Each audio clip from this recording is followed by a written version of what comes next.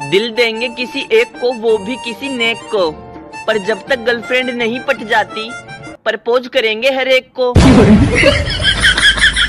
ए मेरा एयरफोन किसने चुराया रे? हमने चुराया क्या? हमसे क्यों पूछ रहा है?